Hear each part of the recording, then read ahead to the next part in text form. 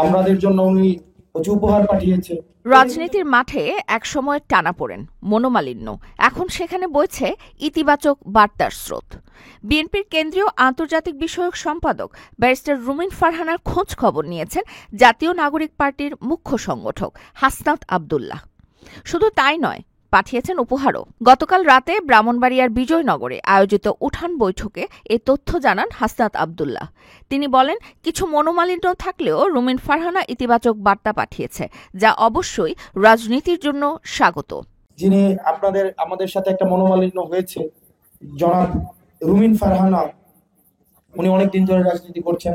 আমরা এসেছি, উনি ওনার লোক পাঠিয়েছে যে আমরা ঠিকভাবে আমাদের এখানে কোনো সমস্যা হচ্ছে কিনা, আমাদের জন্য উনি প্রচুর উপহার পাঠিয়েছে।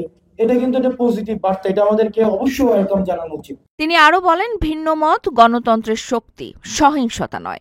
কেউ আক্রোশ দেখালে গণতান্ত্রিক জবাব দেওয়া হবে, আর ইতিবাচক পদক্ষেপ অবশ্যই গ্রহণযোগ্য হবে।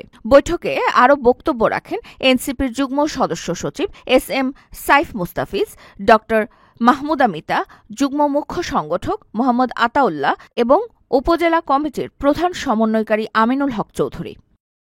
প্রিয় প্রবাসী, আপনার নিরাপদ ভবিষ্যতের জন্য অর্ধেক দামে আজই ফ্ল্যাট বুকিং করুন। ঢাকায় প্রবাসী সিটি দিচ্ছে সীমিত সময়ের স্পেশাল অফার। জমি ও ফ্ল্যাট একসাথে।